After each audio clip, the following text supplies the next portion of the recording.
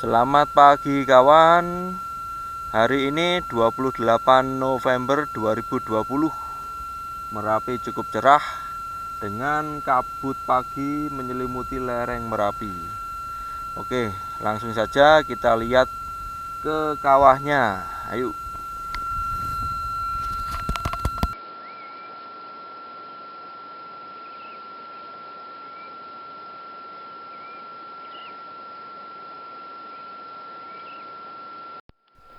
Pemantauan pagi ini saya lakukan di Dusun Gondang, Balirante. Jaraknya dari puncak Merapi kurang lebih 5 km. Tapi masih aman ya, karena banyak penduduk sini yang masih pulang pergi. Yang bagian atas itu mereka sudah mengungsi, tapi kalau pagi kayak gini mereka kembali lagi untuk mengurus ternak dan rumah. Pagi ini Merapi terpantau belum ada perubahan apapun ya, dari sisi kubah lava dan dari fumarolnya ini. Bahkan pagi ini fumarolnya lebih tipis dari kemarin. Kemarin pagi itu lumayan cukup tebal. Untuk guguran memang banyak terjadi, tapi itu guguran dari dinding kawah. Dinding kawah yang sudah melapuk terkena getaran dan akhirnya longsor. Tapi untuk saat ini jarang-jarang bisa merekam pas kejadian ya, guguran kebanyakan pagi atau malam itu. Siang hari juga pernah tapi tidak terekam. Sekarang kita lihat untuk data kegempaan tanggal 27 November 2020 ya, hari Jumat kemarin seharian. Jadi untuk visualnya gunungnya pagi jelas, tapi agak siang itu udah berkabut ya. Intensitas asapnya tebal sampai 600 meter di atas puncak Merapi. Suara guguran terdengar 6 kali dari pos pengamatan Gunung Merapi Babatan, yaitu sisi barat. Data kegempaan terekam ada 39 guguran, 77 hembusan, dan ini gempa multifase-nya 410. Ada vulkanik dangkal 37. Jadi kalau kita melihat dan mengingat data kegempaan untuk 1 minggu ini, angka-angkanya cukup stabil ya. MP-nya di sekitaran 350 sampai 400-an. Bisa disimpulkan untuk Merapi belum ada perubahan yang cukup signifikan.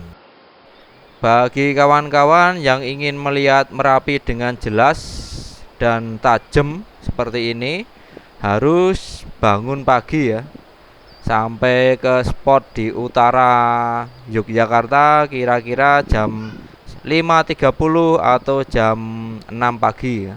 Nanti kalau siang sedikit kabut sudah menutupi gunung ini.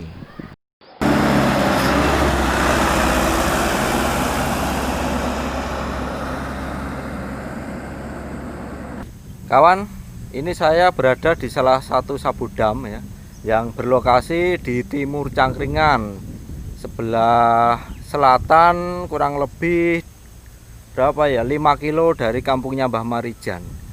Nah, sabudam ini digunakan untuk menahan lahar ya, untuk menampung lahar supaya tidak turun ke bawah ke kota. Nah, ini belakang saya ini ada truk, bangkai truk ya tepatnya, yang tidak bisa menyelamatkan diri saat terjadi aliran lahar. Nah, nanti setelah Merapi erupsi ya, material erupsi itu akan berubah menjadi lahar saat musim hujan. Nah, lahar ini juga cukup berbahaya. Ini adalah material dari lahar ya. Kita bisa tahu ini ya. Nah, batunya sudah ini tertransport ya, makanya bentuknya agak bulat-bulat kayak gini ya, tidak runcing-runcing. Nah, seperti ini. Nah, ini juga ini sudah tertransport. Yang ini pecah mungkin karena longsor kan. Nah, material lahar itu ada beberapa jenis ya. Batu besar tuh, batu besar gede, terus batu agak gede ini kayak gini ya. Ada juga koral yang kecil-kecil, dan ini yang halus-halus pasir ya. Pasir Merapi itu sangat terkenal dan ditambang bagus untuk bangunan. Yang batu-batunya ini, batu-batunya ya juga digunakan untuk bahan bangunan ya. Campuran beton itu pakai batu-batu seperti ini. Ini adalah batu andesit ya. Ini keras. Zaman dulu batu-batu ini sudah digunakan oleh nenek moyang kita ya. Itu dipakai untuk membangun candi Prambanan, candi Borobudur. Itu semua adalah batu lava dari Merapi. Deposit material lahar ini sekarang menjadi berkah bagi penduduk sekitar. Bisa diambil batunya besar-besar itu, koralnya, sampai pasirnya. Pagi ini saya bertemu dengan para pembelah batu Merapi ya. Ini mereka sedang bekerja membelah batu besar-besar itu menjadi kecil-kecil ya, yang digunakan sebagai pondasi rumah. Hari ini sedikit banyak saya mempelajari cara membelah batu ya. Nah, ini bisa rapi dan lurus. Orang-orang ini bekerja dalam grup ya.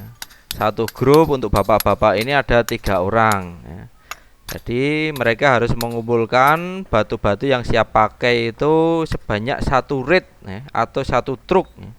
1 truk itu nanti satu grup ini dibayar sebanyak 500.000. Sampai kota harga batu-batu ini 1 truk kurang lebih ya bisa 1 juta sampai 1.500.000.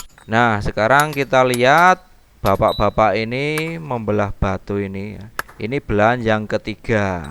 Oke, kita simak dulu.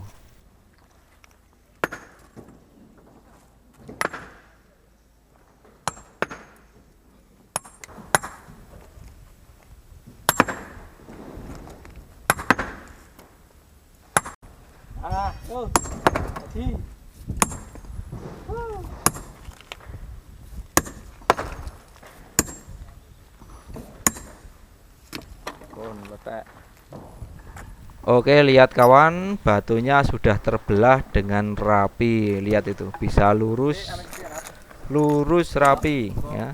Zaman dulu orang-orang membuat batu kotak-kotak, batu candi itu tekniknya juga hampir sama seperti ini. Ini adalah berkah dari Merapi yang tidak pernah habis. Dari zaman dulu, zaman Borobudur dibangun sampai sekarang, Merapi itu memberi berkah yang melimpah-limpah. Oke kawan, cukup sampai di sini dulu video kita kali ini. Semoga bisa menginspirasi kawan semua ya. Dan saya minta doanya agar Merapi selalu kondusif, selalu aman bagi semua warga yang hidup di sekitarnya. Oke. Terima kasih, sampai jumpa esok pagi.